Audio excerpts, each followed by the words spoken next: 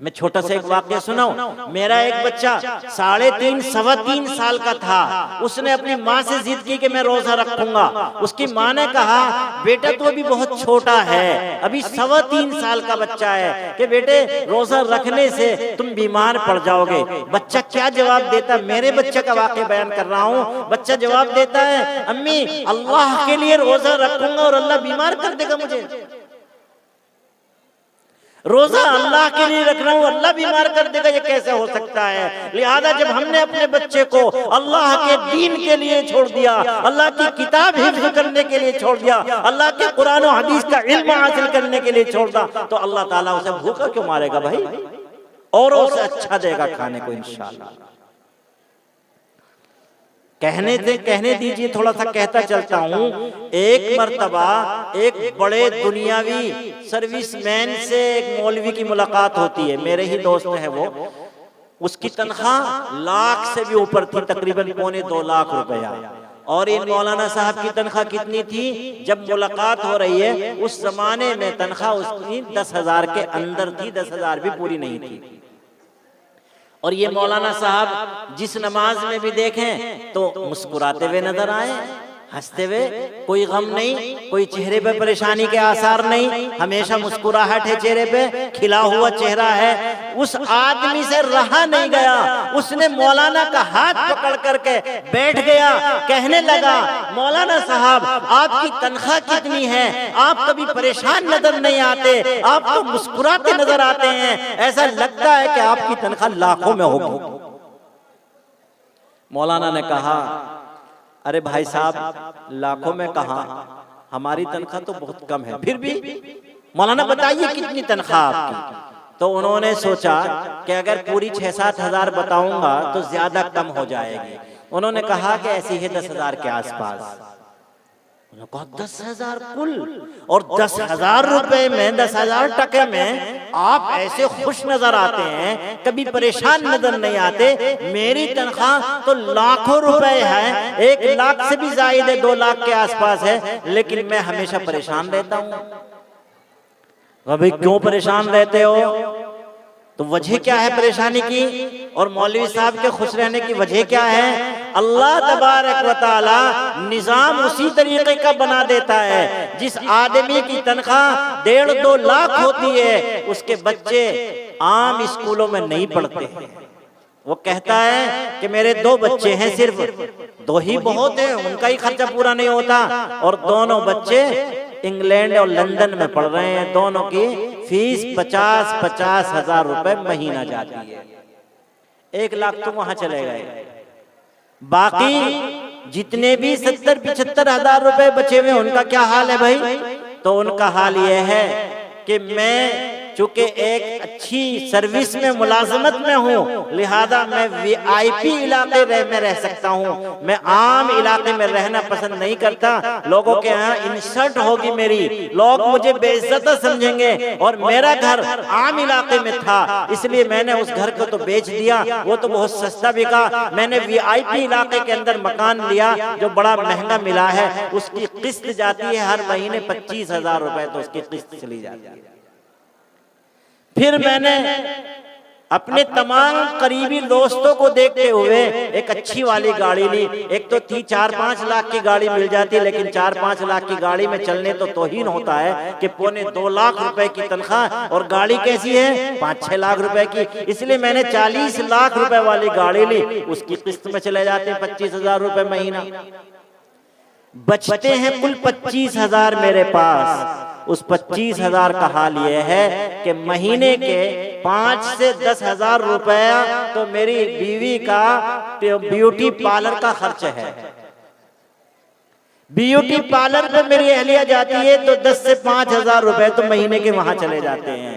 उसके अलावा अगर सर में दर्द होता है, नज़ला होता है, खांसी होती है, बुखार होता है, तो हम 10 रुपए के डॉक्टर से दवा नहीं लेते, हम उस डॉक्टर के पास जाते हैं जिसकी फीस ही 500 रुपए देखने की होती है, और उसके बाद मजीद 500 रुपए की एक दिन की दवा लिख के देता है, तब हमारी बुखार का और नज़ले का इलाज होता है। तो इस तरह हमारे महीना पूरा होने से पहले पहले पैसे खत्म हो जाते हैं और हमारे चेहरे पर परेशानियां नजर आने लगती हैं। मौलाना ने कहा कि देखो भैया, हमारी तनख्वाह बहुत थोड़ी है, लेकिन अल्लाह इसी में बरकत देता है कि हमारी बीवी कभी ब्यूटी पार्लर पर नहीं जाती, हम किसी वीआईपी इलाके में मकान नहीं रखते हैं, हम किसी बहुत बड़ी गाड़ी के चक्कर में नहीं पड़ते हैं, हम तो अपने घर से मदरसे पैदल चले जाते हैं, लिहाजा हमें कोई इज्जत बेइज्जती का मसला ही नहीं लगता है। हमारे घर में किसी को नज़ला हो जाए तो मेडिकल स्टोर से जाकर के उससे कहते कि भी नज़ले की गोली दे दो, उसने कहा 5 रुपए की 2 गोली मिलेंगी, भैया दे दे 5 रुपए की, 5 रुपए में इलाज हो जाता है। आपके यहाँ तो भाई 500 रुपए डॉक्टर की फीस है और 500 रुपए के ऊपर से दवा है। तो हमारा हाल तो ये है, इसलिए हमारा इन 6-7 हजार में महीना पूरा होता है और अल्हम्दुलिल्लाह हम खाते हैं और पेट पर हाथ फेरते हैं और मजे लेते हैं।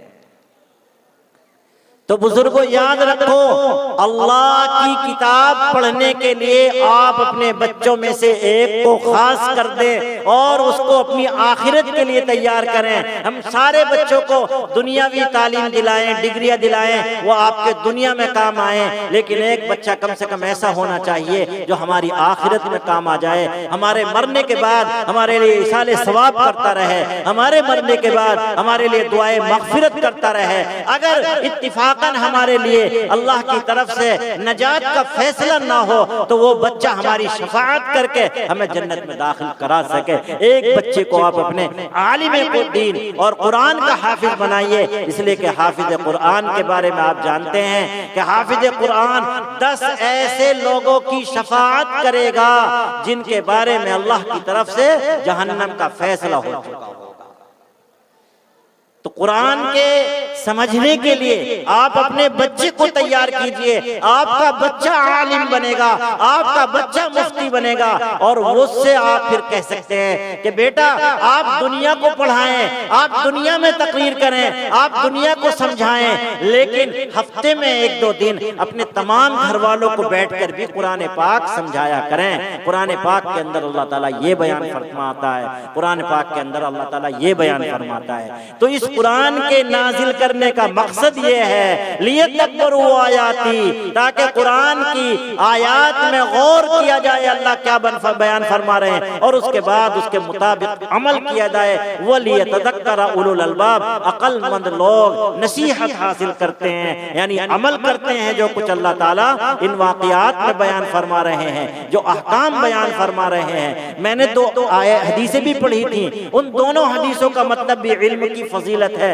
खैरुकुम मन तअल्लमल कुरान व अल्लमा, तुम में सबसे बेहतर वो है जो कुरान करीम को पहले सीखे और फिर दूसरों को सिखाए। वो अल्लाह के नबी फरमाते हैं वो आदमी अल्लाह के नजदीक सबसे बेहतर होता है। उसके पास माल ना हो कोई बात नहीं, उसके पास घर बहुत अच्छा ना हो कोई बात नहीं, दुनिया के अंदर उसका कोई मकाम मर्तबा ना हो कोई बात नहीं, लेकिन वो कुरान को पहले पढ़ने वाला बाद में दूसरों को पढ़ाने वाला है तो अल्लाह के यहाँ उसका मकाम बहुत बड़ा है। दुनिया के मकाम की कोई जरूरत नहीं, अल्लाह के यहाँ उसका मकाम बहुत बड़ा है। एक हदीस दूसरी पढ़ी थी मैंने, फरमाया था कि ये उलमा नबियों के वारिस हैं, नबियों के जानशी हैं, नबियों वाला काम करने वाले हैं और नबियों की वरासत पैसों में नहीं चलती, जमीन जायदाद में नहीं चलती, दराहिम और दनानीर में नहीं चलती, नबियों की वरासत तो इल्म में चलती है। लिहाजा जो इल्म हासिल कर लेता है समझ लो उसने बहुत कुछ हासिल कर लिया। जिसने इल्म हासिल कर लिया उसने बहुत कुछ हासिल कर लिया।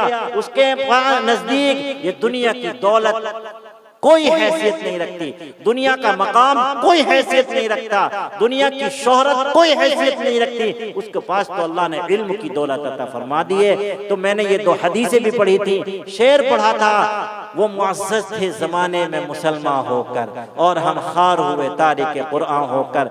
हज़रात सहाबा रज़ियल्लाहु अन्हुम के बारे में अल्लामा इकबाल कहते हैं कि अल्लाह ताला ने मुसलमान सहाबा को इज्जत अता फरमाई थी। क्यों?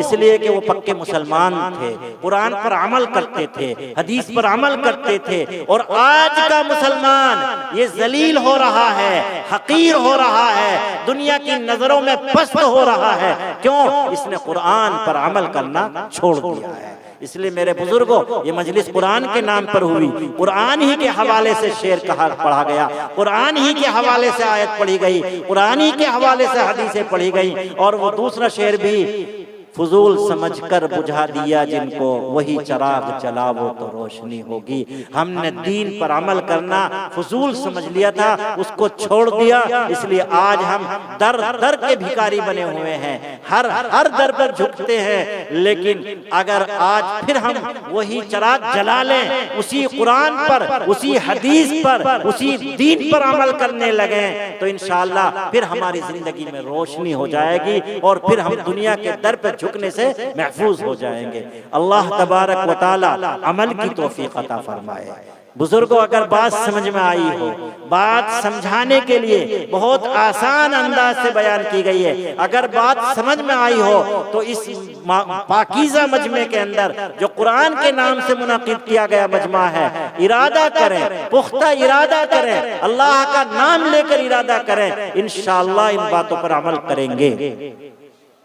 इरादा करें, वादा करना, एक मौलवी साहब ने बताया वादा मत लिया करो, इसलिए कि वादा कर ले और अमल ना करें तो फिर गुनाहगार होता है आदमी, वादा खिलाफी हो जाती है। लेकिन इरादा तो कर सकता है आदमी, इरादा करें कि जो बातें आज की इस मजलिस में कही गई हैं, अल्लाह उन तमाम बातों पर हमें अमल करने की तौफीक अता फरमाए।